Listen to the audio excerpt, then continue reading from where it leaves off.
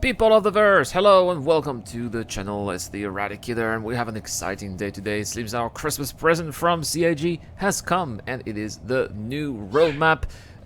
We got a letter from the chairman today explaining to us exactly what the plan is. It's a long letter and I'll put the link in the description down below if you want to check it out for yourself. Not just that, guys, but also we got a new patch in Star Citizen 3.12 with a lot of bug fixes. We'll start with that first. And some of the major bug fixes, apparently ship canopies should no longer open and close randomly without player input. I'll be trying this, guys. I'll try to do a live stream after I make this video, so please check out the link also to Twitch if you want to check out what's going on there. They fixed an issue causing the Talon engines to overheat. They corrected the constellation increase in hull health that came with 3.12. Holiday boxes should now be able to be sold.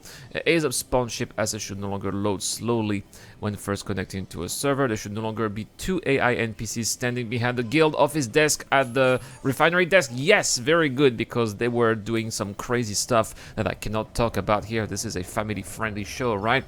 They fixed an issue that was causing some players to infinitely load while joining in the PU. They fixed an issue causing players to sometimes get stuck in the splash screen when loading into the game. They fixed an issue causing some clients to not receive full member list in global channel. Fixed an issue causing shadows cast by the light of the standard star to pop up in and out while in cities. Oh yes, that's true. This looked pretty bad. The Talon weapon rack should now have a prompt to close it after it is open. They fixed an issue causing some players to see a pixelated film grain when it was disabled. A blind contract notification should no longer be displayed during gameplay. Oh yes, this happened all the time. It was so annoying. They fixed viscera issues causing turrets in using turrets in most ships. They fixed the pitch ladder not being aligned properly in mixed mode. Lorville cinematic music should now play correctly. Players will now send a video feed in face over IP call. If the player does not have a microphone, Mass Eckhart will no longer have a long pause before player sits down. Fixed an issue causing certain keybinds not to be removable. Assaulting vehicle infraction should no longer be applied instantly so that it can be forgiven. Numerous assets and structures should no longer fail to load in each of the classic race maps. Oh yes, that is, for example, in Star Marine. Account resets should no longer sometimes fail and lead in multiple issues.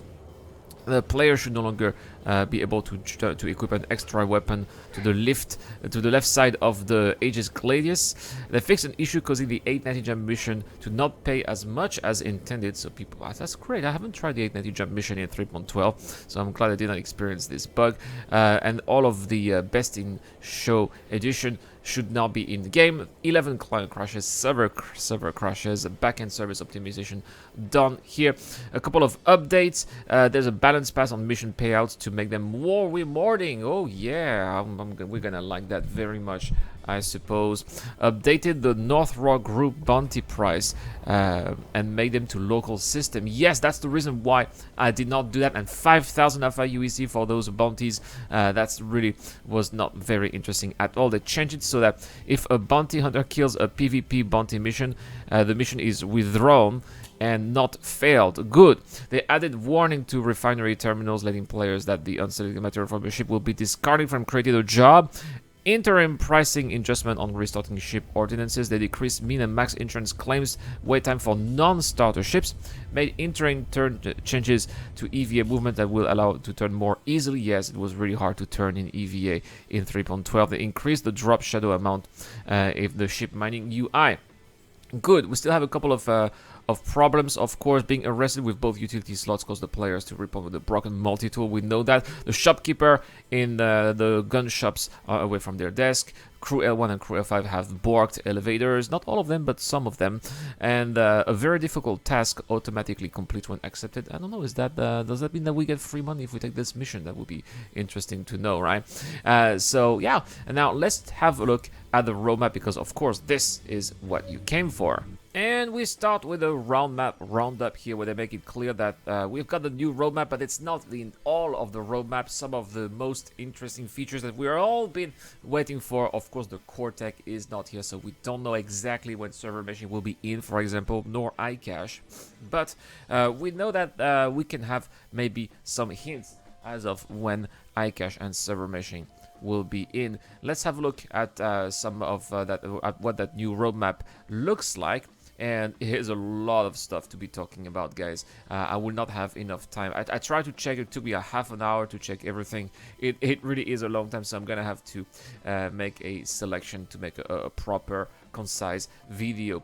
But at the same time, we can also have a look at the release view, which is kind of like similar to what the old roadmap was, except that it doesn't tell you the tasks anymore, though it just tells you it just tells you that it's in development, but it doesn't tell you how many tasks were done. And I think that's because if you want to know the task, we can check the progress trackers. But again, the progress tracker doesn't really tell you. For example, if I have a look at the modular things here, refinery overlays, they don't tell you what kind of task is involved. We just know that there's one team, one dev here involved in design that's working about it, and that's pretty much it. So that would be a little criticism here. Please bring back the tasks here in that particular roadmap. So let's have a look at 313. 313 column is here. That's what we're talking about here. So station, refinery, non-commercial overlays. So adding non-commercial overlays to the entry areas of refinery station to add more variety and better suit the theme. So basically it's just extra decorations here for the refinery stations. Extra polish here for the Stanton system. We know that not all the moons and not every places have been updated in 3.12. This is coming up in 3.13. We got new asteroids. The current asteroids in the Stanton system look really ugly. I've been doing a lot of mining lately, and they definitely look like the same kind of asteroids that we had in 2.0 back in 2015. So they definitely need to have an extra update there. Cave entrances. This is something that I know a lot of people have been waiting for, right? Adding new cave entrances to the PU. The driving entrance will allow players to enter using a ground vehicle, while the sinkhole entrance will require a player to enter and exit using a ship, and probably not a big ship, probably a small ship. Look at that ship here. Looks like a Gladius, but it could maybe be as small as a Merlin, for example. It could be a good idea to use a Pisces or a Merlin for that. Talk about gameplay now. Expanded the physics for force reaction, so we're gonna have better force reactions in Star Citizen Alpha 3.13. Missiles guidance and control rework, so they are going to convert the missiles and use IFCS guidance for those missiles. So basically the flight model will be applied to missiles as well.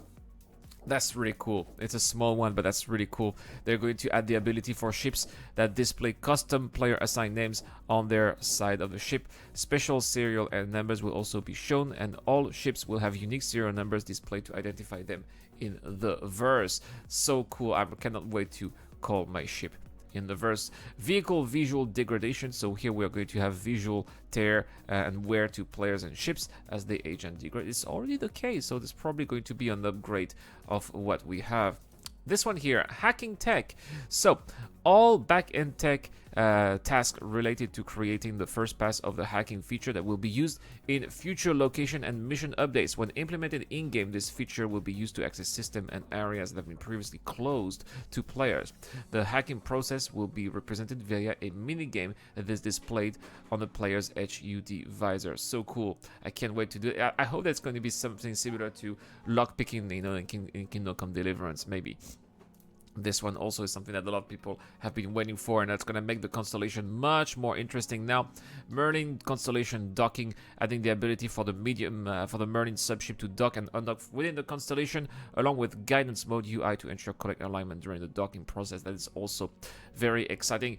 Going to bring here more versatility and usefulness to the constellation. I can definitely see that people will be flying this ship more in the verse as soon as this is available, because it's going to make the constellation far more dangerous now that it's going to have its snub ship available. The missile operator mode is back and in 3.12, and so is the law system surrender. These are old cards making a return, and just like also ship to station docking, we've seen a lot of that inside Star Citizen, the ability to dock large ships to docking ports at space stations, including various works such as having an ATC assign you a docking port when appropriate, building out the docking connectors and lobbies in space stations for large ships to connect to.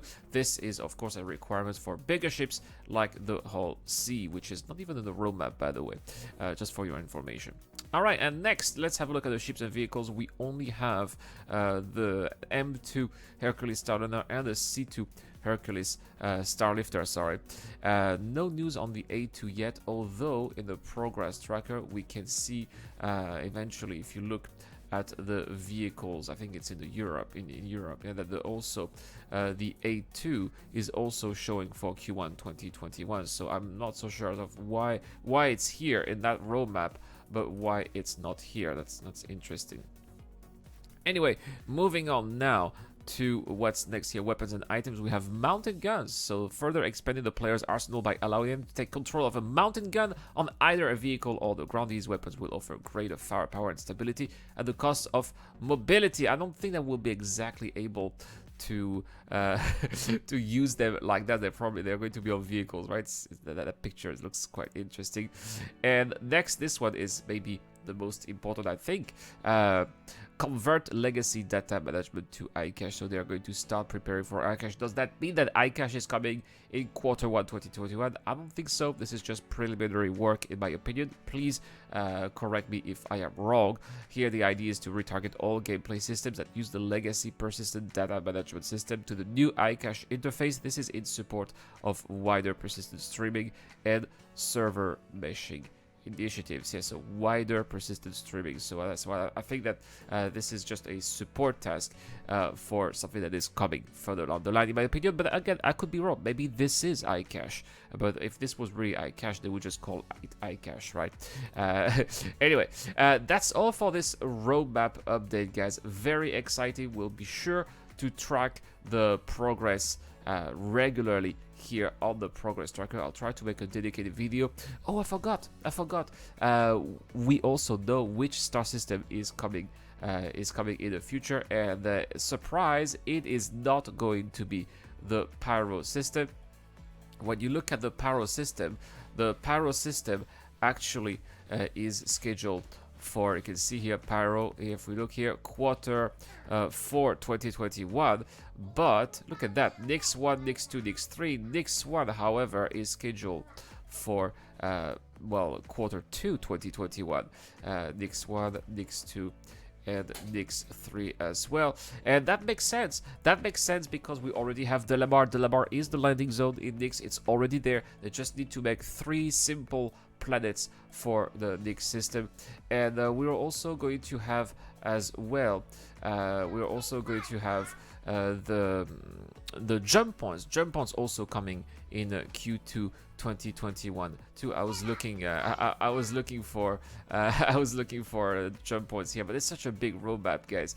It's absolutely insane, and I can understand why it took a long time to get this roadmap done, because that is really a lot of work here that the devs have done to provide all of those information. So kudos here to CIG. It is a very interesting tool to help us track down what is going on here in CIG, and when it comes to the development of Star Citizen. Have a wonderful day, guys. Thank you so much for watching. I promise we'll have a video dedicated to that roadmap for sure. This is the Eradicator. I'll see you guys later. This video is brought to you by the people who support this channel on Patreon and via the join button as well. Supporters of the channel get access to lots of cool perks, such as access to my private Discord, your question answered in the show, you get to know when I'm going to play, and also you get to have a chance to influence the editorial line of the channel. Any help is appreciated, starts at just $1 a month. Thank you very much for watching. This is the Eradicator, and I'll see you guys later.